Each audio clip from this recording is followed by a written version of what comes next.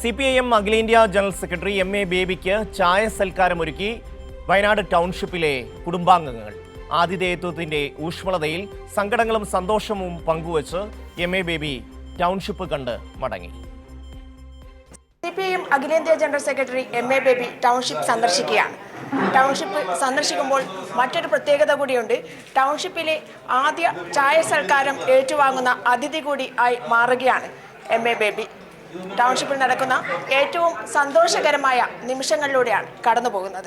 Elston എസ്റ്റേറ്റിലെ പുതിയ വീട്ടിൽ ദുരന്തത്തിന്റെ ഓർമ്മകളെല്ലാം മറന്ന് പുഞ്ചിരിക്കുന്നവരെ കാണാൻ ആഗ്രഹിച്ച ജനതയ്ക്ക് മുന്നിലേക്ക് CPIM അഖിലേന്ത്യാ ജനറൽ സെക്രട്ടറി MA ബേബി എത്തുമ്പോൾ റോസാപ്പൂക്കളുമായി ദുരന്തബാധിതരിൽ ചിലർ കാത്തുനിൽപ്പുണ്ടായിരുന്നു.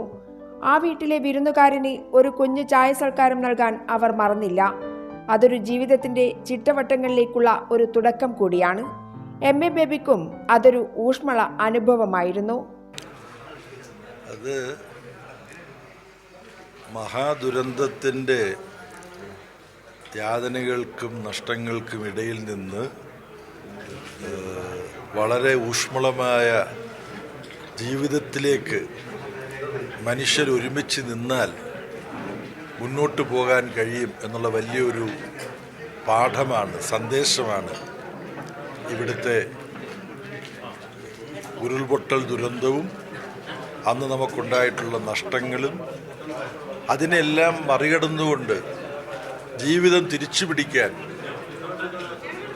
ഇവിടെ കഷ്ടപ്പാട് ദുരന്തം അനുഭവിച്ച മനുഷ്യർക്ക് മലയാളികളും കേരളവും ഇടതുപക്ഷ ജനാധിപത്യ മുന്നണി ഗവൺമെൻറ്റും ഒരു അഭയമായി പ്രവർത്തിച്ചു.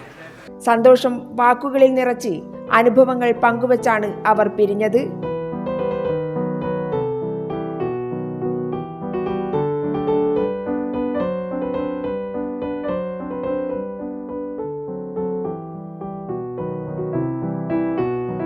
പുറത്തേക്കിറങ്ങി എല്ലാം നടന്നു കണ്ട് MA ബേബി യാത്രയാകുമ്പോൾ ടൗൺഷിപ്പിലെ താമസക്കാർക്കും വീട്ടിലെത്തുന്നവർക്കുള്ള ആതിഥേയത്വത്തിന്റെ തുടക്കമായിരുന്നു അത്.